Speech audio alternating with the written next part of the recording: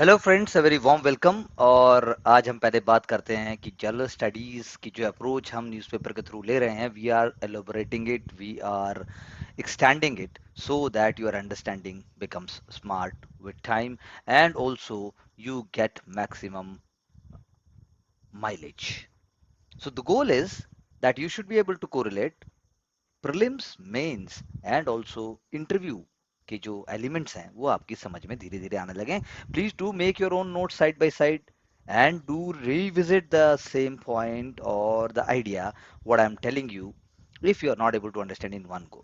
General studies हम paper 1 और paper 2 की पहले बात करते हैं, और अगर हम वैसे भी इन जनरल सब्जेक्ट्स बोलें तो polity, constitution, governance, history, society, geography, these all the areas which we are going to take up first and we are going to understand it.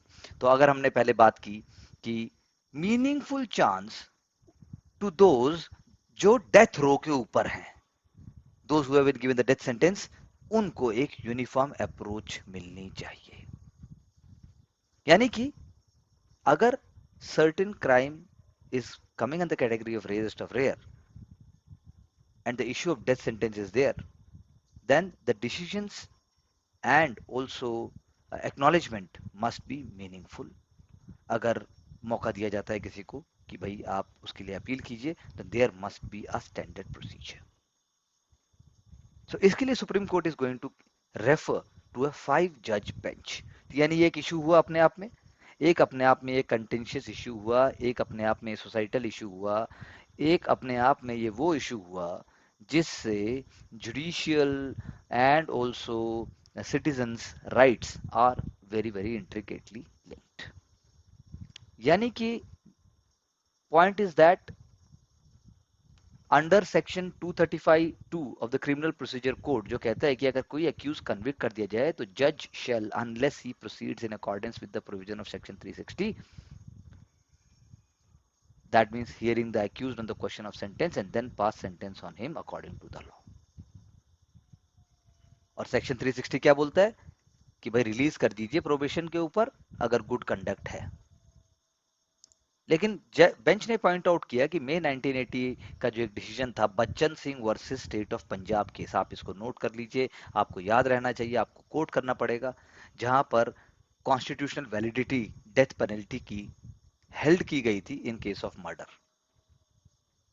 लेकिन death penalty must be there in the rarest of rare cases. तो question arises कि भाई what constitute the sufficient time at the trial stage, वो address नहीं किया गया।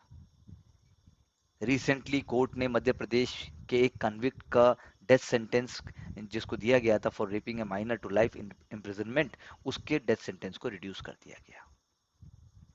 सो reframing of guidelines is required while you are giving death sentences. There must be consideration of circumstances and the process must be streamlined. That is what I want to say. That is what you should also keep in mind when it comes to death penalty। इसके साथ आप क्या link करेंगे? The powers of the president, remission की powers क्या हैं, और उसके बाद अभी recently Bilkis Bano case which we have discussed further in our last interactions, वो हमने केस से ज्यादा हमने डिस्कस किया था सर्कमस्टेंसेस क्या है, रूल ऑफ लॉ क्या है। वो आप जरूर देखिए और इसको इससे लिंक कीजिए। You will be identifying certain confidence and clarity. This is topic number 1, that's what we have discussed today. Moving further,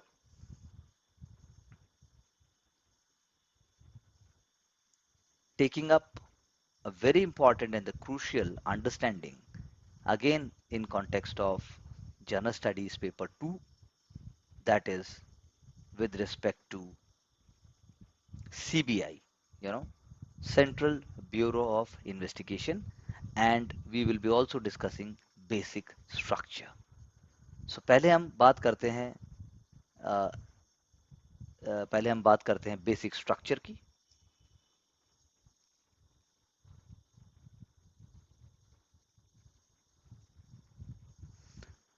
This is a very very important doctrine which is very very crucial to understanding judicial power and its evolution। We have been discussing that so many important cases are being discussed in the Supreme Court, For example, whether 103rd Amendment Act is violating the basic structure doctrine or not, which is with respect to EWS quota. Court के पास power है court के पास power है executive के किसी भी order को इनवैलिडेट करने की जो कि अकॉर्डिंग टू लॉ नहीं होगा, और वो लेजिस्लेटिव एक्शंस को भी इनवैलिडेट कर देंगे जो किसी भी फंडामेंटल राइट या किसी पार्ट को भी, पार्ट 3 ऑफ द कॉन्स्टिट्यूशन जो है, जिसको हम बिल ऑफ राइट्स भी कहते हैं, अगर वो उसको वायलेट करेगा।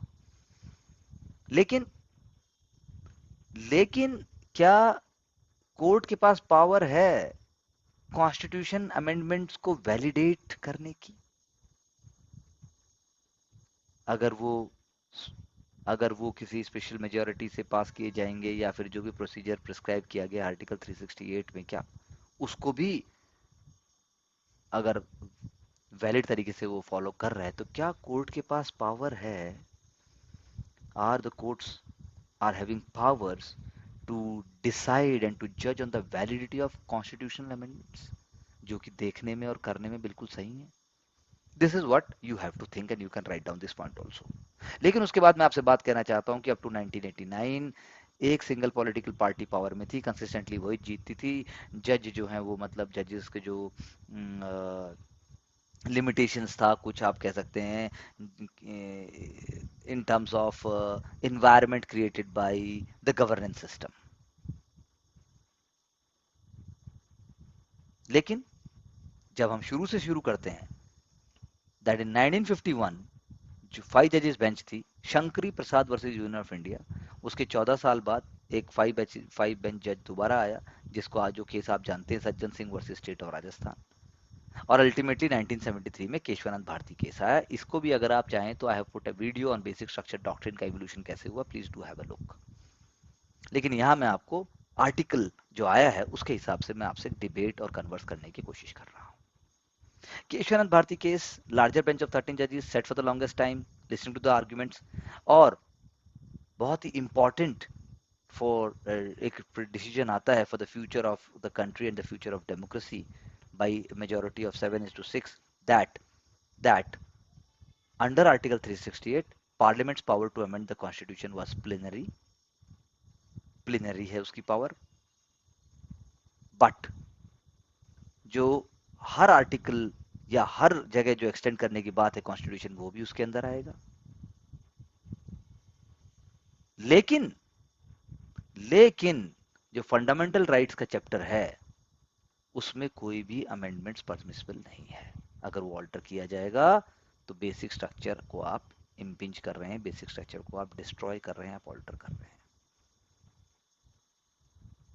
तो सुप्रीम कोर्ट ने अमेंडिंग पावर को लिमिट करके, जो मैंने पहले क्वेश्चन उठाया, एक नया प्रेसिडेंट स्टार्ट कर दिया बेसिक स्ट्रक्चर का।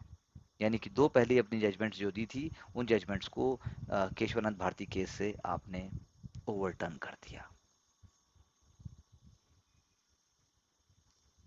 लेकिन बार बार क्वेश्चन उठाया गया कि भाई बेसिक स्ट्रक्चर थ्योरी देने वाले गार्जियंस ऑफ कॉन्स्टिट्यूशन जो है, वो जो है गार्जियंस ओवर द कॉन्स्टिट्यूशन बन गए हैं। ध्यान से समझिएगा, guardians of the constitution have become guardians over the constitution, they have become constitutional adjudicators, यानी अपने आप में वो कॉन्स्टिट्यूशनल गवर्नर्स बन गए हैं। और थे क्या वो? थे वो जुडिशरी, लेकिन बेसिक पावर स्ट्रक्चर से उन्होंने अपने आप को क्या बना लिया? Constitutional governors. तो किस हद तक आप ये बात सही मानते हैं? क्या ऐसा है वाकई? कांग्रेस पार्टी उस टाइम पावर में थी और वो ऐसा कहती गई, क्योंकि कांग्रेस का मानना था कि country would have been in the grave constitutional crisis. लेकिन चीजें बदली। Everybody knows, if you don't know then I must share with you that on June 12, 1975 Allahabad high court का इंदिरा गांधी जी के अगेंस्ट डिसीजन आया और इलेक्शन पटिशन, वो जो राजनारायण जी ने फाइल की थी, वो मतलब उन्होंने कॉन्टेस्ट किया था 1971 में रायबरेली से उनके अगेंस्ट में, और प्राइम मिनिस्टर साहब को अपनी सीट छोड़नी पड़ी, जबकि उनकी अपील पेंडिंग थी सुप्रीम कोर्ट में। इस अपील पेंडिंग होने के दौरान ही जून 25 1975 1975 जून 25 को देश में इंटरनल इमरजेंसी लागू हो गई। और अगस्त में ही पार्लियामेंट ने एक 39 अमेंडमेंट बिल पास किया, जिसके अंदर उन्होंने और चीजों के साथ बताया कि कोई भी लॉ जो पार्लियामेंट के द्वारा बताया जाएगा, वो पार्लियामेंट के बनाए जाने वाला लॉ किसी भी मिनिस्टर पे, किसी भी प्राइम मिनिस्टर पे, इसके इलेक्शन पे वो वैलिड, मतलब कोर्ट का कोई भी उस पर एक्शन वैलिड नहीं होगा। और अगर वाइड और वैलिड होगा भी तब भी वो चलता ही रहेगा।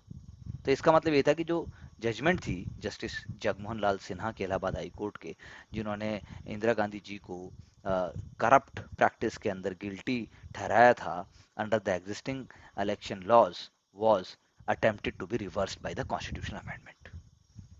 अब बात समझे, उसकी कोशिश की गई, लेकिन हुआ क्या, ये अटेम्प्ट जो है वो कॉन्स्टिट्यूशनल बेंच ने रजिस्ट किया, और उन्होंने फर्स्ट टाइम केशवानंद भारती के केस के जो हमने बेसिक स्ट्रक्चर थ्योरी लेके आए थे, theory of basic structure theory of constitution, उसका यूज किया, और कॉन्स्टिट्यूशन बेंच ने अंडर ये किया कि that free and fair elections were the fundamental part of the constitution. So fundamental, so fundamental कि वो अमेंडिंग पावर के बियॉन्ड है, और ऑल द फाइव जज on the bench have been part of the bench. वो वही वो 5 लोग थे जो 13 बेंच जज के केशवानंद भारती केस में भी थे। It was this decision you can say which went on to, you know, which went on to create not only history, but it went on to concretize, it went on to give foundations to the basic structure theory.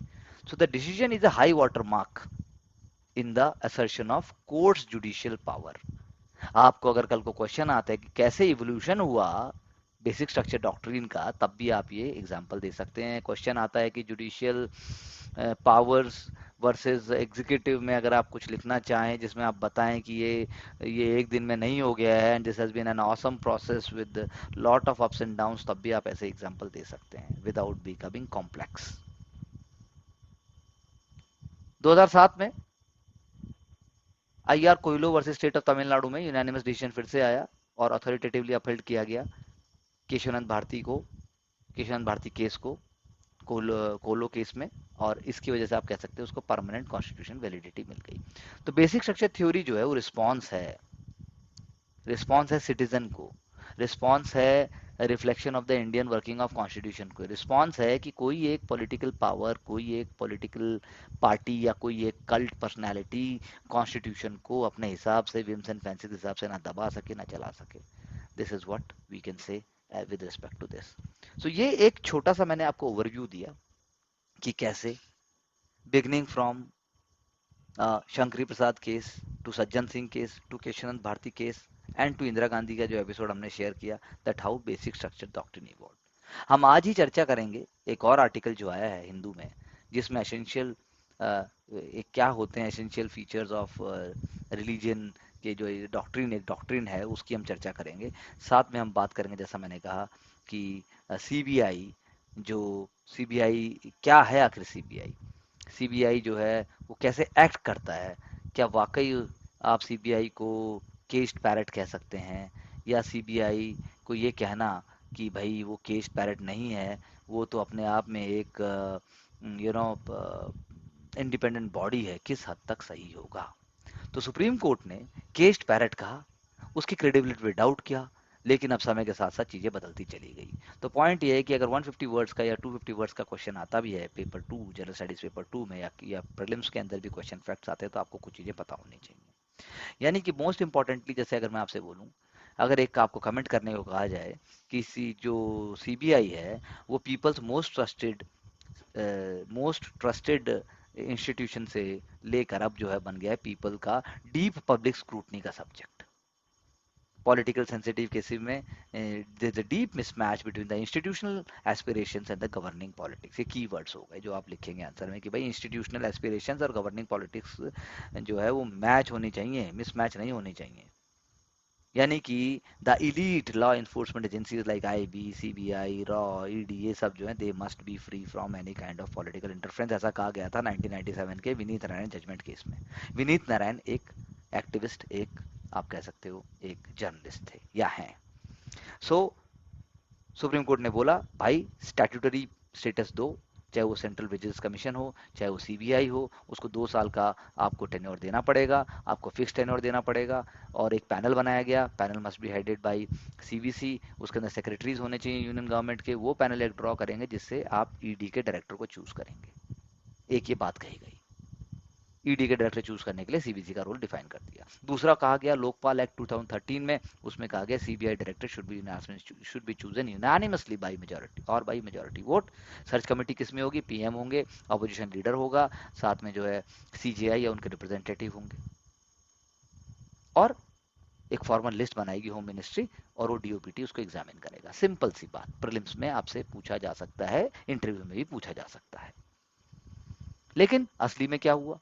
असली में क्या हुआ, जो supreme court की judgement थी CVC act की, वो dilute होती गई प्रोग्रेसिवली टाइम के साथ साथ, और जो है इतनी डाइल्यूट हो गई कि अब जो है करंट सिचुएशन ये है कि सीवीसी, सीबीआई, ईडी वो कंप्लीटली एक तरीके से डिफंक्ट इंस्टीट्यूशन बन गए, ऐसा एलिज किया जाता है। तो इंटायर स्ट्रगल जो थी इंडिपेंडेंस की, वो नल एंड वॉइड हो गई, यानी कि स्ट्रक्चरली डिमॉर्फिकेशन हो गया। ऐसा क्यों हुआ? क्योंकि सीबीआई जो है समय के साथ साथ खत्म होता चला गया, एजेंसी जो है यूनियन गवर्नमेंट के एक्शंस की पे ही वर्क करती है। यानी to prosecute any MLA, state minister, MP, किसी को भी करने के लिए CBI need the sanction from the speaker of the state assembly. अगर एमएलए की बात है तो गवर्नर या स्टेट मिनिस्टर जो है वो, उसके केस में भी यही होगा। और एमपी के केस में sanction is from the Lok Sabha, Rajya Sabha member है, sanction is the case of vice chairman of Rajya Sabha, that is our vice president. तो सैंक्शनिंग अथॉरिटीज बहुत इंपॉर्टेंट रोल है। तो अपोजिशन पार्टी का कहना है भाई सैंक्शन सिर्फ जो है हमारे लिए मिलती है, और आप जो है जो पावर में है उनको तो नहीं मिलता। एग्जाम्पल, एथिक्स में भी आप एग्जाम्पल ले सकते हो, Narad Narad string operation, Narad string operation case जो हुआ, उसमें फिरहाद हाकिम और जो बाकी जो टीएमसी लीडर्स थे उनके साथ तो हुआ, लेकिन the one who shifted to BJP later on, उनके खिलाफ कुछ नहीं हुआ। फॉर एग्जाम्पल शुभेंदु अधिकारी जी।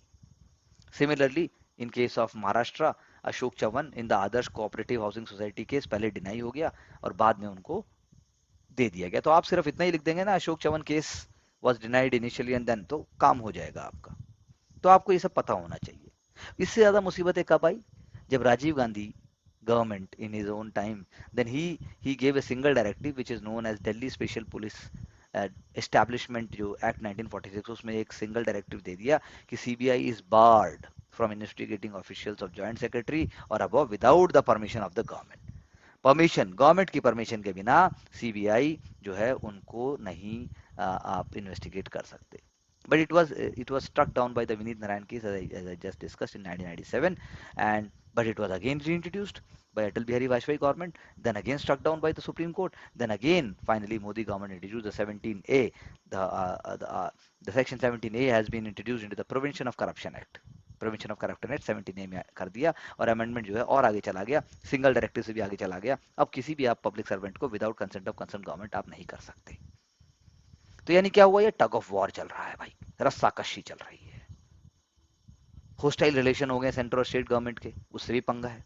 तो इसीलिए बहुत सारे स्टेट्स ने जनरल कंसेंट ले ली। जनरल कंसेंट का मतलब है कि वहां पर सीबीआई जो है सेंट्रल गवर्नमेंट एम्प्लॉय को भी बिना स्टेट की, बिना अगर कंसेंट ले लिया गया है general consent, CBI can not investigate even a central government employ अगर उस स्टेट के अंदर वो उस टाइम ड्यूटी पर है।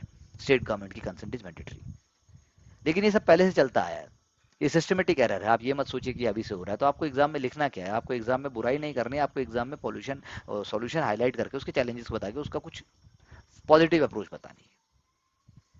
आपको बताना है कि कैसे, क्योंकि इसके अंदर जनरल स्टडीज पेपर 2 का जो ये मैं एक एस्पेक्ट आपसे डिस्कस कर रहा हूँ, वर्किंग ऑफ द इंस्टीट्यूशन, इसके अंदर एथिक्स की भी केस स्टडी डायरेक्टली आ जाती है। जब कोई आपसे बात करता है कि भाई आप ऐसे एग्जांपल्स दीजिए जिसके अंदर गवर्नमेंट इंस्टीट्यूशन ने अपना काम ठीक से नहीं किया, तो सीबीआई के 10 एग्जांपल आ जाएंगे। तो हम यहाँ बात कर रहे हैं कहाँ कहाँ प्रॉब्लम हुई। जैसे कि पोस्ट रिटायरमेंट जो ल्यूरिंग्स हैं, या जो आप कह सकते हैं जो ग्रीडीनेस है, वो भी एक बहुत इंपॉर्टेंट बात है। That many former CBI directors have been appointed as governor. क्यों लिखे जाएंगे भाई? आप लिखिए, आप एथिक्स के पेपर में लिख सकते हैं ऐसा कि वो क्यों हो, वो क्यों हो, कूलिंग पीरियड क्यों ना हो, या कोई सिस्टम क्यों ना हो। तो सीबीआई जो गवर्नर है, डायरेक्टर है, उसका टेन्योर अभी 5 साल हो गया है, और उसमें क्या लगा दिया गया, एक उसके अंदर बस एक कैवेट लगा दी गई, या एक सेविट है कि भाई जो जो कंप्लीशन होगा 2 ईयर मैंडेटरी टेन्योर, उसके बाद डायरेक्टर को टेन्योर एक्सटेंड जब होगा जब गवर्नमेंट अपने प्लेजर पे चाहेगी। तो इसका मतलब क्या हुआ? इसका मतलब क्या हुआ कि फिर से वही जो है, ये तो कहना चाहिए बिल्ली को दूध डालने वाली बात है। सो जुडिशरी मस्ट स्टेप इन। सो हमने दो आर्टिकल डिस्कस किए, एक में मैंने इवोल्यूशन आपको बताया बेसिक स्ट्रक्चर का कैसे होता है, प्रीलिम्स और प्रीलिम्स के फैक्ट्स भी थे उसमें। दूसरा मैंने आपसे बात की सीबीआई के किस प्रकार से सीबीआई जो है आपका बहुत ही इंपॉर्टेंट एक इंस्टीट्यूशन है, वो जो है कैसे ये बात को दर्शाएगा कि वो इंडिपेंडेंट हो सकता है। अब हम बात करते हैं जो मैंने आपसे कहा एसेंशियल डॉक्ट्रिन की।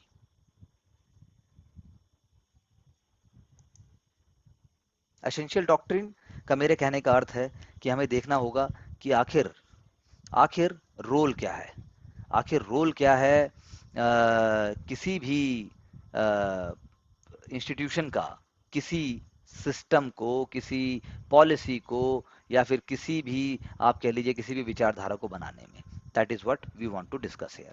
तो सुप्रीम कोर्ट अभी रिसेंटली कर्नाटका हाई कोर्ट की जो जजमेंट थी उसको बैन, जो हिजाब बैन थी उसकी बात कर रहे थे, लेकिन हम यह बात करने जा रहे हैं कि भाई आखिर क्या है, आखिर जो है एसेंशियल प्रैक्टिसेस किसी रिलीजन की क्या हो सकती हैं। ये बस मैं मुद्दा बात कर रहा हूँ, क्योंकि हिजाब की बात हम with the time we are also talking about, लेकिन मैं यहाँ सिर्फ बात करूंगा कि भाई what are the real elements of essential practice doctrine. Essential practice doctrine आखिर क्या है, क्या आप इसको within the constitution law वाकई पता लगा सकते हैं, वाकई उसको सेटल कर सकते हैं कि नहीं कर सकते हैं। तो एसेंशियल प्रैक्टिस डॉक्ट्रिन का एग्जिस्टेंस जो है वो डॉक्टर अंबेडकर साहब ने अपनी स्पीच में इन द कॉन्स्टिट्यूंट असेंबली में हुआ था, और उन्होंने कहा था कि भाई आप जो है रिलीजियस कॉन्सेप्शन तो इसमें जीवन मरण से जुड़े हुए हैं भारत में, तो आप हर बात को तो नहीं जोड़ सकते, लेकिन हमें कुछ ऐसा करना पड़ेगा जिसमें हम रिलीजन की डेफिनेशन को लिमिट कर सकें, ताकि हम उनके बिलीव्स और रिचुअल्स और सेरेमनीज वो तो कम से कम एसेंशियली जो रिलीजियस हैं वो तो आए, वरना सब कुछ ही आ जाएगा, ऐसे तो जीवन मरण आ ही गया है इसके अंदर। तो लॉ जो है वो अब ऐसा नहीं है कि लॉ रिलेटेड टू प्रेगनेंसी है, लॉ रिलेटेड टू सक्सेशन है, वो भी आपके रिलीजन से ही गवर्न करेंगे। तो यानी कि अंबेडकर साहब क्या कर रहे थे, रिलीजियस को सेकुलर से वो डिलिनिएट कर रहे थे कि भाई state should be allowed to intervene in matter which are connected to religion, but they should not be intrinsically religious. पूजा कैसे होगी, आप अगरबत्ती कैसे लगाएंगे, ये अब इंट्रिंसिकली रिलीजियस मैटर है। लेकिन मंदिर के बाहर, मस्जिद के बाहर आप कैसा पब्लिक मोरल बिहेवियर होना चाहिए, क्या पब्लिक कल्चर होना चाहिए, फंडामेंटल राइट आपके नहीं वायलेट होने चाहिए, वो रिलीजियस नहीं है, वो इंट्रिंसिकली रिलीजियस नहीं है, रिलीजन से जुड़ा जरूर हुआ है। इसीलिए नवरात्रों के दौरान यदि कहा जाता है कि भाई सारे के सारे भारत में सब जगह मीट बंद कर दो, सब जगह नॉनवेज बंद कर दो, तो ये इंट्रिंसिकली रिलीजियस नहीं है। ऐसे तो कैसे चलेगा, ये इंट्रिंसिकली रिलीजियस किसी लिमिट, किसी तरीके से हो सकता है, मंदिर के साथ हो सकता है, या कुछ और, मतलब I am just trying to make you understand. मैं ऐसा नहीं कहता ऐसा होना चाहिए कि नहीं होना चाहिए। तो यानी 1944 में शिरूर मठ के केस के अंदर essential aspect of religion court ने बोला, कि कोर्ट ने बोला एसेंशियल एस्पेक्ट ऑफ रिलीजन वो है जो एडहेरेंट उसके जो है वो फेथ के द्वारा करते हैं, और कोर्ट ने फिर डिफरेंट काइंड ऑफ सर्कमस्टेंसेज में लेजिटिमेट इंटरवेंशन करके इन चीजों को डॉक्ट्रिन बना दिया। अब अब इससे दो चीजें निकल के आई। पहली बात तो कोर्ट को जो है नैरो करना पड़ रहा है, सेफ गार्ड अवेलेबल क्या है रिलीजियस कस्टम्स को डायरेक्टली जो आपकी ऑटोनॉमी के ऊपर अटैक कर रहे हैं। अब एक ग्रुप अगर खुद ही डिसाइड करेंगे क्या वायलेट हो रहा है क्या नहीं हो रहा है, मेरे को राइट, मेरा मेरा राइट टू एथिकल इंडिपेंडेंस एक कीवर्ड यहाँ पर आया है। What is the right to ethical independence, सोचिएगा इसके बारे में, राइट टू एथिकल इंडिपेंडेंस, कल को एथिक्स में ये क्वेश्चन आ जाएगा। अब दूसरा दूसरा ये है कि जो कॉज ऑफ सोशल जस्टिस है वो भी अपहेल्ड हो रहा है कि नहीं हो रहा है, ये अगला क्वेश्चन उठता है।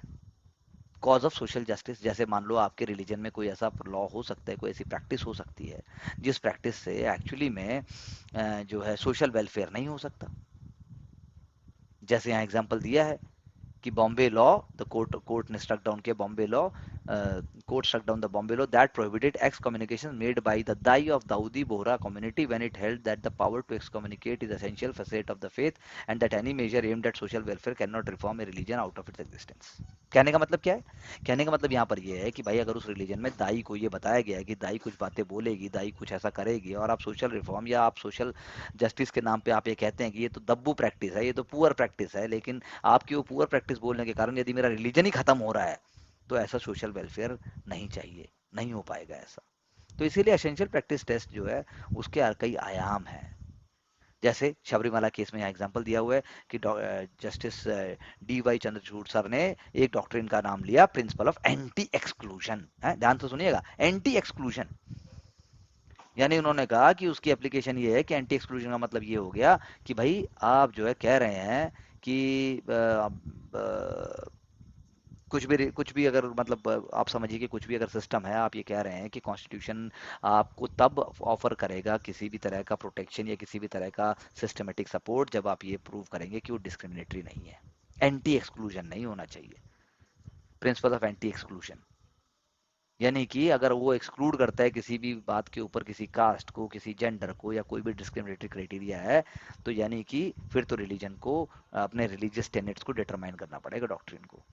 तो यानी कि क्या कहना चाह रहा है वो, कहना चाह रहे हैं कि भाई एंटी एंटी जो आपका एक्सक्लूजन प्रिंसिपल है, उसका मतलब ये होगा कि रिलीजियस प्रैक्टिस जो है वो अगर एक्सक्लूड, वो अगर किसी इंडिविजुअल्स को एक्सक्लूड कर रहे हैं, उनकी डिग्निटी को हैम्पर कर रहे हैं, उनकी एक्सेस को हैम्पर कर रहा है बेसिक गुड्स के लिए, तो फ्रीडम ऑफ रिलीजन जो है वो उसको देना पड़ेगा,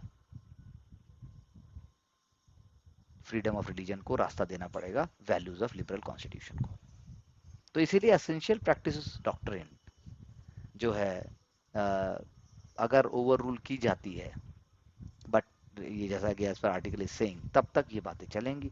और कहने का मतलब ये है कि जब 7 बेंच की जगह 9 बेंच आएगा और रिव्यू पिटिशन फाइल होंगी शबरीमाला केस में जैसा हो रहा है, तो इसीलिए ये सारे जो मैटर ऑफ फेथ हैं, ये सिर्फ एक्सपर्ट ऑफ लॉ के नहीं, एक्सपर्ट ऑफ रिलीजन की बात में भी आ जाते हैं। तो हमारे लिए इंपॉर्टेंट क्या हो जाता है, हमारे लिए इंपॉर्टेंट हो जाता है ये समझना कि भाई essential religious doctrine being a future civil servant आपके लिए तो ये है कि वो बिना किसी के फेथ को हर्ट किए, बिना ज़्यादा डिस्क्रिमिनेटरी बातों को हाईलाइट किए, और जो भी कानून ने अब तक उसमें साथ दिया है उस लाइन को आप ले लें। आप ये नहीं लिख सकते कि शबरीमाला में जो हो रहा है वो बिल्कुल ही गलत है, या लिख रहे हैं कि बिल्कुल ही सही है। आप ऐसा नहीं कह सकते। You have to take a very very judicious, rational and up to certain degree a positive stand. Positive here means कि अगर मान लो बिना सेंटिमेंट्स को हर्ट किए कोई रास्ता हो सकता है तो वो किया जाए। दूसरे आर्टिकल की अगर हम बात करें, जो भी बहुत इंपॉर्टेंट है, ये भी जुडिशरी से जुड़ा है क्योंकि हम जीएस स्टैंडर्ड स्टडीज पेपर 1 और 2 की जैसे हम बात कर रहे हैं, तो वहां अगर हम बात कर रहे हैं तो कैसे इवोल्यूशन हुआ, how evolution of you know judiciary has again I am using the word how, जो कैसे जुडिशरी का इवोल्यूशन हुआ, ये भी एक समझने वाली बात है, इसको भी हम डिस्कस कर सकते हैं। क्योंकि सबसे इंपॉर्टेंट जो सुप्रीम कोर्ट के लिए है as a custodian of our constitution, वो है उसकी रिस्पॉन्सिबिलिटीज का निर्वाह करना कि कॉन्स्टिट्यूशन डाइल्यूट नहीं होना चाहिए, कॉन्स्टिट्यूशन इरोड नहीं होना चाहिए। चाहे उसके लिए जैसे मैंने पहले बात की थी कि बेसिक स्ट्रक्चर डॉक्ट्रिन ने कोर्ट को पावर दे दी जुडिशियल रिव्यू की, किस बात के ऊपर, कॉन्स्टिट्यूशनल अमेंडमेंट्स के ऊपर। मल्टीपल डिसीजंस आए, जुडिशियल अपॉइंटमेंट खुद को देता है, हाई कोर्ट्स को भी देता है, और तीसरी बात यह है कि उसने फंडामेंटल राइट्स को हमेशा से आगे बढ़ाया है। तो ये तीन बातों से हमें पता लगता है कि वो सिटीजन्स के राइट को प्रोटेक्ट करता है। It is an awesome, amazing and rational institution, divine नहीं है, रेशनल इंस्टीट्यूशन, जैसा अभी हमने पहले आर्टिकल में बात की थी। It is protecting the constitution, it is not over the constitution. तो ड्यूटीज हैं, रिस्पॉन्सिबिलिटीज हैं, बाकी सारी चीजें भी हैं, लेकिन लेकिन कुछ इसके अंदर इश्यूज भी हैं। जैसे पहला मैं इशू आपसे उठाऊं कि इंडियन जुडिशरी ने सीनियरिटी का कन्वेंशन अब तक लिया, तो कन्वेंशन को अगर हम ब्रेक करते हैं तो उसके क्या क्या खामियां, क्या क्या नुकसान और फायदे हो सकते हैं। दूसरा, क्योंकि सीनियरिटी चलनी चाहिए, क्यों, क्योंकि जो भी सीजीआई बनते हैं सर, वो अपने जॉब पे ही सीखते हैं, उन्होंने कुछ ना कुछ ऐसा किया होता है।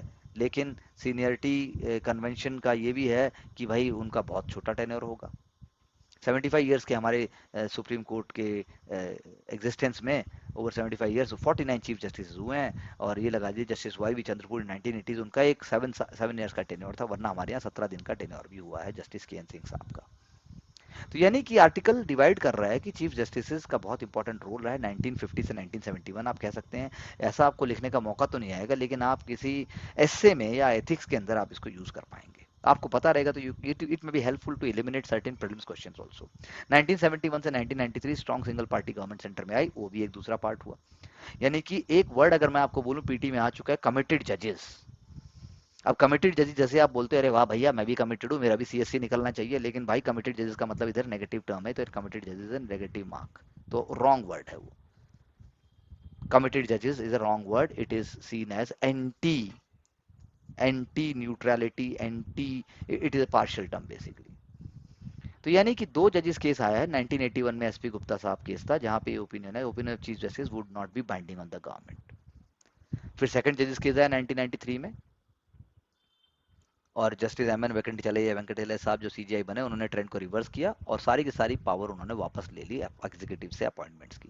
तो जस्टिस जुडिशियल प्राइमेसी है हिंदुस्तान में, और कॉलेजियम का क्रिएशन भी हो गया इसी पीरियड के अंदर। कॉलेजियम जो है एक्वायर, उसकी कंसिडरेबल पावर भी आ गई, जिसको आज तक कहा जाता है आर्बिट्रेरी है, अनडेमोक्रेटिक है। अभी भी कल भी आप आर्टिकल पढ़ेंगे या कोई चीज़ पढ़ेंगे तो आप बोलेंगे सुप्रीम कोर्ट ने अगर मान लो कुछ कॉलेजियम ने रिकमेंड किया है, तो भाई उसके लिए भी इलाहाबाद हाई कोर्ट हल्ला मचा रहा है कि प्रैक्टिस करने वाले लोगों ने नहीं दिया, आपने किसी और को नॉमिनेट कर दिया।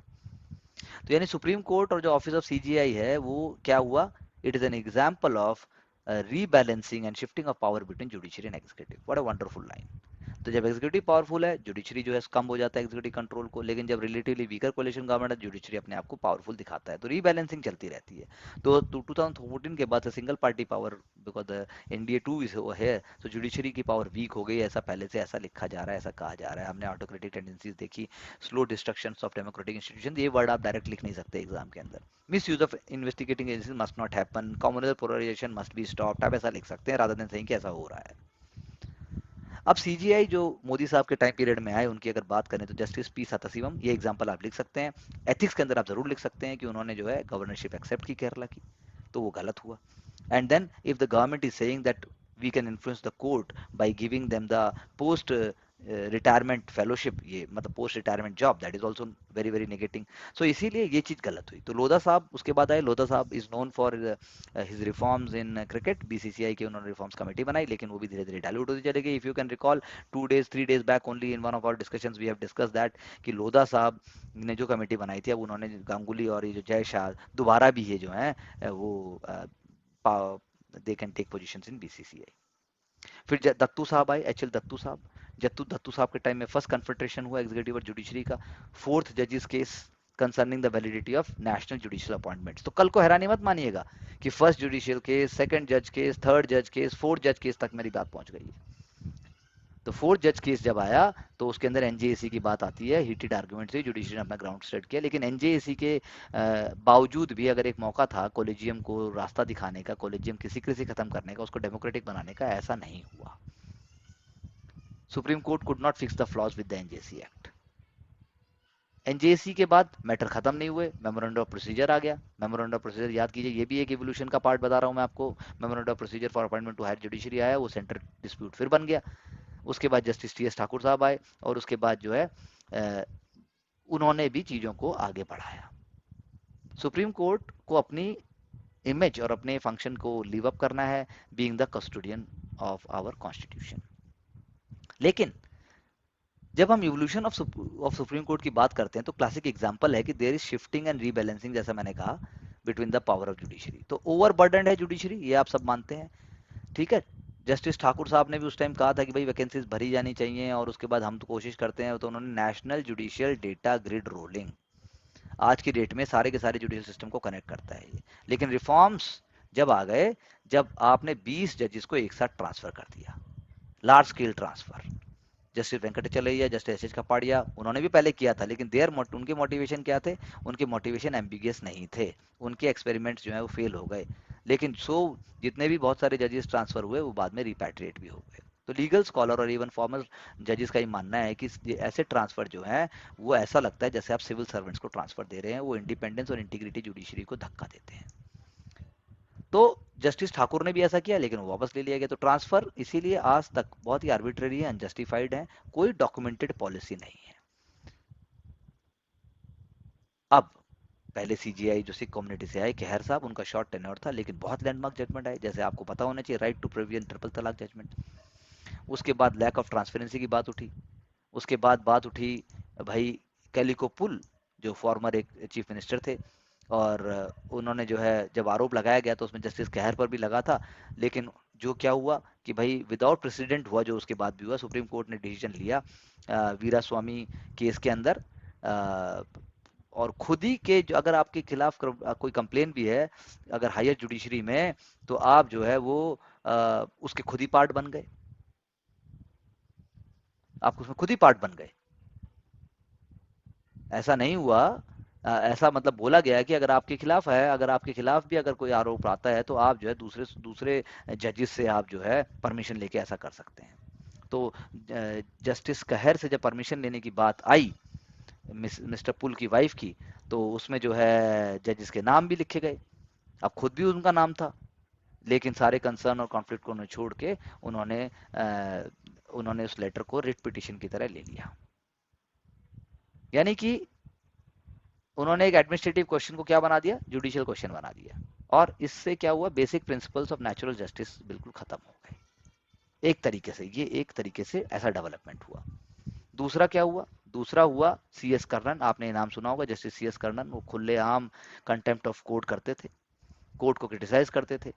तो उनके खिलाफ जो है डिसिप्लिनरी पावर्स और कंटेम्प्ट की जब एक्शंस लिए गए, तो जो है पार्लियामेंट की जो एक्सक्लूसिव प्रिविलेज है मेंबर ऑफ हाई जुडिशरी को हटाने के लिए, उसको यूज नहीं किया गया। तो रूट प्रॉब्लम क्या हुई, root problem of judicial appointment वो इग्नोर हो गई। और कैसे जस्टिस कर्णन जैसे जो हायर जुडिशरी में पहुंच जाते हैं विदाउट एडिकेट स्क्रूटनी, इसकी चर्चा की गई। दीपक मिश्रा टाइम में आपको याद होगा, दीपक मिश्रा सर के टाइम के अंदर जो है एक प्रेस कॉन्फ्रेंस हुई थी। उस प्रेस कॉन्फ्रेंस में जो है कंडम किया गया था कि भाई जो रोस्टर सिस्टम है, जो एलोकेशन ऑफ केसेस है, उसको ठीक से फॉलो नहीं किया गया। क्योंकि क्या हुआ था, ब्रिज गोपाल हरिकृष्ण लोया केस, जिसके अंदर बात की गई थी कि उनके ऊपर दबाव था और उनके ऊपर रूलिंग पार्टी का दबाव था, इसलिए उन्होंने सुसाइड कर दिया। लेकिन कुछ हो ना पाया इस चीज का भी। मिश्रा साहब के टाइम पे मर्की सीबीआई के केसेस आए, ब्राइबरी की बातें हुई, मेडिकल कॉलेज में ब्राइबरी की बात हुई, और साथ साथ में ये भी सुनिए, ये भी हुआ कि सिटिंग जज का भी नाम आया। लेकिन जस्टिस मिश्रा ने ऐसी पिटिशंस को खुद ही सुना, और जो है उन्होंने जो है अपनी जो स्कोप है, पावर्स हैं, जो scope of powers of CGI, वो भी खुद ही उन्होंने डिसाइड की। ये मतलब एक मैं आपको इवोल्यूशन समझा रहा हूँ। और जस्टिस मिश्रा के खिलाफ तो फर्स्ट ऐसे सीजीआई थे जिनके खिलाफ इंपीचमेंट मोशन भी प्रोसीड किया गया, और इवेंचुअली राज्यसभा में वो खत्म हो गया। लेकिन maximum number of constitutional benches भी जस्टिस मिश्रा के टाइम पे ही मिला। फिर रंजन गोगोई साहब आए, इनका नाम आपने सुना होगा। इनके टाइम पे ये आपका जो है अयोध्या बाबरी मस्जिद केस का पूरा हुआ। लेकिन सब एक बात ये भी है कि गोगोई साहब के खिलाफ जब सेक्सुअल हरेसमेंट का कंप्लेन एक एम्प्लॉय ने लगाया, तो सारे के सारे जो है प्रिंसिपल्स को, नेचुरल जस्टिस को ब्रेक करके एक खुद ही कमेटी बना दी गई, और कमेटी रिपोर्ट को बनाकर उसमें जो है एक्सोनरेट भी कर दिया गया सीजीआई को, पब्लिक भी नहीं की गई। बहुत बाद में सीजीआई बोबड़े साहब के टाइम में उनको जो है जो विक्टिम थे उनको दोबारा रीइंस्टेट सर्विस में कर दिया गया। एक समय ऐसा भी था जब सी सारे के सारे इंपॉर्टेंट जो इंफॉर्मेशन है वो सिर्फ सील कवर में ही जाते थे। जस्टिस चंद्रचूड़ साहब ने इस प्रैक्टिस को खत्म किया। अब एनआरसी ले लीजिए, या आप जो है सिटीजन, आप जो है जम्मू कश्मीर वाला आर्टिकल 370 ले लीजिए, तो गोगोई साहब के टाइम पे ये सारे के सारे ये जो है चीज़ें ठीक से नहीं उठाई गई। ऐसा मैं आपको ऐसा सिर्फ एक आइडिया दे रहा हूँ। एग्जाम के अंदर आपको इवोल्यूशन बताना है, एग्जाम के अंदर आपको प्रॉब्लम्स बतानी है, एग्जाम के अंदर आपको सॉल्यूशन देने हैं, कुछ तो निटी ग्रिटी आपको लिखनी पड़ेगी। साइकोफेंसी, क्या हायर जुडिशरी में साइकोफेंसी है, क्या हवाबाजी है, क्या प्रणाम करने की प्रथा है? तो वो शुरू हुई जस्टिस अरुण मिश्रा और जस्टिस एम आर शाह। उन्होंने जो है शुरू किया प्राइम मिनिस्टर को पब्लिकली प्रेज करना। अयोध्या का मैं आपको बता ही चुका हूँ। तो उसके बाद जो है बात आती है कि भाई बोल्ड एक्सपेरिमेंट का टेक्नोलॉजी के साथ जुडिशरी ने किए, करने पड़े। लेकिन अब जुडिशरी जो है गवर्नमेंट की तरफ और घुस गई, जुडिशरी गवर्नमेंट की तरफ और झुकने लगी। तो practical the practice of judicial evasion एक वर्ड आता है, वो गोगोई साहब के टाइम पे होने लगा। यानी किसी बात को आपने ज्यादा प्रेफरेंशियल ट्रीटमेंट दे दिया। जैसे आपको याद होगा अर्नब गोस्वामी केस, और आप एक देख लीजिए bail matter Siddique Siddique Kappan case जो अभी चल रहा है। तो हमें ये डायरेक्टली नहीं लिखना है, लेकिन आपको पता होना चाहिए। आपको पता होने से आपकी अप्रोच पे बहुत फर्क पड़ता है। इन सब कंट्रोवर्शियल डिसीजंस होने के बावजूद भी जस्टिस बोबड़े ने जुडिशियल रिफॉर्म की कोशिश की, गाइडलाइंस दी, एडहॉक जजमेंट्स को टैकल करने की कोशिश की। जैसे कि जस्टिस अकील कुरैशी का नाम है, ये आप पेपर में आया भी है कई बार। और जो है जस्टिस नारिमन ने जब उनका नाम रिकमेंड किया तो स्टैंड ऑफ आया। कॉलेजियम में फिर से कॉलेजियम ने भेजा, सरकार ने रोका। तो उससे क्या है, इंडिपेंडेंस ऑफ कॉलेजियम का भी एक एग्जाम्पल आता है, आप लिख भी सकते हैं ये। अब जो justice N V Ramana, most public face, जो अभी बात हो रही है कि अभी जो थे, तो इनको क्या कहा गया, सेंटिनल। सेंटिनल कहा गया इनको पब्लिक का। पब्लिक कॉन्फिडेंस जुडिशरी में इंप्रूव हुआ, बेल ऑर्डर और स्टे से पता चला, पेगासस इंक्वायरी हुई, और उसके बाद जो है prevention of money laundering act में उन्होंने अनलॉफुल एक्ट यूआपा के लिए भी उन्होंने मतलब दिमाग से, मतलब आई मीन टू से कुछ ऐसे जजमेंट्स दिए जिससे लोगों को कॉन्फिडेंस आया, जनता को पता yes court is working for the people's favour. यानी कि एडीएम जबलपुर केस जिसको हम कहते हैं, एडीएम जबलपुर केस से इसको आप कंपेयर कर सकते हैं, क्योंकि वो भी अपने समय पे ऐसा ही था। तो सुप्रीम कोर्ट ने significantly large number of appointments की, सिग्निफिकेंट डाइवर्सिटी लेके आया सिस्टम में, लेकिन जुडिशियल इविजन जो टर्म है वो अभी भी इनके टाइम पर चलता रहा, कोई कॉन्स्टिट्यूशनल बेंचेस फॉर्म नहीं की गई। तो इसीलिए अभी यूयू ललित साहब हैं, उनका 3 महीने से भी कम टेन्योर है, उन्होंने रजिस्ट्री शो की और उन्होंने कॉन्स्टिट्यूशनल बेंच भी की है, उन्होंने कप्पन और स्टीलवत केसेस को भी उठाया है, उन्होंने इंडिविजुअल्स को बेल भी दी है, जैसे जो मैंने 2 एग्जांपल दिए। लेकिन कमिंग टाइम में सुप्रीम कोर्ट को चैलेंजेस फेस करने पड़ेंगे मल्टीपल फ्रंट से। फॉर एग्जांपल एग्जीक्यूटिव नई रिस्पॉन्सिबिलिटीज आएंगी, इंडियन जुडिशरी को स्ट्रेंथन करना है। तो इस एस्से में हमने क्या सीखा कि जो एक इवोल्यूशन है वो सीखा, और उसके बाद हमें नेगेटिवली क्रिटिसाइज नहीं करना है, हमने वो सीखा, और साथ में हमें देखना है कि इस चीज को पॉजिटिवली और आप विद कॉन्फिडेंस कैसे देख सकते हैं। So this is what we are saying. एक लास्ट पॉइंट जो मैं यहाँ पे आपसे डिस्कस करना चाहूंगा, 19 जो आपका 48 में जब आपका हैदराबाद का जब आपका विलय हुआ भारत में, ऑपरेशन पोलो की जब बात हुई, तो उसके बारे में हम एक छोटा सा इंपॉर्टेंट आर्टिकल समझेंगे कि आखिर हुआ क्या था। ये एक बहुत ही इंपॉर्टेंट है, लिबरेशन ऑफ हैदराबाद, भारत में विलय होना, भारत में उसका इंटीग्रेशन होना, और जो 1948 में पाकिस्तानी आर्मी और tribal Lashkar Jammu and Kashmir के वो भी हो रहे थे, तो सरदार वल्लभ भाई पटेल, ऑनरेबल सरदार पटेल साहब ने नेहरू जी को कंपेल किया कि भाई आप जो है फोर्सेस भेजिए। तो फोर्सेस भेजी गई, और ये अपने आप में एक बहुत ही इंपॉर्टेंट डिसीजन था। एक weak ruler, Nizam of Hyderabad was a weak ruler, लेकिन one of the richest. Richest क्यों? क्योंकि रूरल पॉपुलेशन पे कंट्रोल था, ह्यूज टैक्सेस इकट्ठे करते थे, फर्टाइल कॉटन और फर्टाइल शुगर केन बेल्ट थी, और उनके पास जो है ग्रेट ब्रिटेन को यूरोप में भेजने के लिए, मतलब बहुत सारे what I should say that lot of export was being done, but not for the India, but for only for his own considerable wealth. अब बहुत सारे अरब और पठान मिलिटिया जो उनकी आर्मी में थे, जो पहले से थे, जो लोगों को दबाते थे, लोगों को मिसगाइड करते थे, प्रीडोमिनेटली हिंदू कम्युनिटी की मैं बात करूंगा, तो ये मिलिटिया इसको कहलाया गया राजाकर। ये लोकल पॉपुलेशन के साथ इंटीग्रेट भी हो गई। उन्होंने अपने आप को हार्डलाइन इस्लामिस्ट क्लरिक, एक थे कासिम रिजवी, जो पाकिस्तान के नाम को आगे बढ़ा रहे थे, उनके साथ जुड़ गए।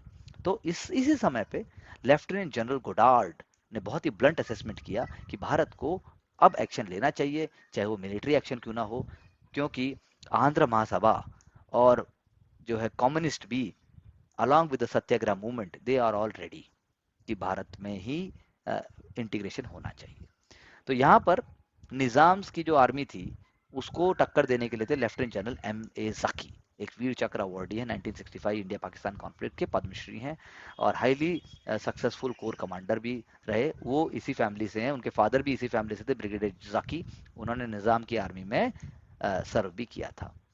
तो उनके फादर को ऑफर भी आया था पाकिस्तान ज्वाइन करने, लेकिन उन्होंने नहीं किया। तो ब्रिगेडियर ज़की जो है, उनका रोल था समझना कि निजाम की आर्मी किस तरह से एक्ट करेगी, राजाकर्स क्योंकि वहाँ है, कम्युनिज्म को बढ़ावा देंगे और लॉ एंड ऑर्डर को ब्रेक करने में कोई कसर नहीं छोड़ेंगे। तो internal security arrangements were also very very important. So आप कह सकते हैं कि 12 सितंबर 1948 को जब ऑपरेशन पोलो हुआ, तो पीवी नरसिम्हा राव, भारत के पूर्व प्रधानमंत्री, वो भी फ्रीडम फाइटर के तौर पे उन्होंने राजाकर्स को रजिस्ट किया, और उन्होंने जो है अपने गांव से उनको उनके गांव में अटैक नहीं करने दिया। तो लेसन हमें ये मिले कि हैदराबाद एक्शन ने डेमोन्स्ट्रेट किया कि एक लिमिटेड इफेक्टिवनेस है फोर्स की और इंटरनल स्टेबिलिटी को बनाने के लिए। यानी कि फोर्स जब आपको जब जब रेडिकल एक्सट्रीमिज्म बढ़ जाता है, तब आपको हर केस में फोर्स को यूज करना ही पड़ता है। लेकिन अगर इसका मिसयूज कर दिया जाए, तो अगर इसको ठीक टाइम पे यूज ना किया जाए तो कम्युनल वायलेंस बढ़ जाएगा, अगर इसको ठीक टाइम पे यूज किया जाए फोर्स को, तो कम्युनल वायलेंस को रोका जा सकता है। तो मिलिट्री डायमेंशन जो है ऑपरेशन पोलो के, वो यही है कि there was overwhelming superiority of Indian army, लेकिन इंडियन आर्मी ने प्रोफेशनलिज्म शो किया, इंडियन आर्मी ने एक अपने आप को डिग्निफाइड तरीके से शो किया, और इस तरह से यही ट्रेड्स जो हैं, लिबरेशन ऑफ गोवा और जो है ईस्ट पाकिस्तान जब 1971 में हम जब बांग्लादेश का क्रिएशन होता है तब भी आइडिया शो करते हैं। तो ये कुछ बातें अगर आप आज के इस डिस्कशन से ध्यान में रखते हैं, specially for general studies paper 1 and paper 2, then they are really going to help you for getting success in the civil service examination in the right manner. Thank you very much.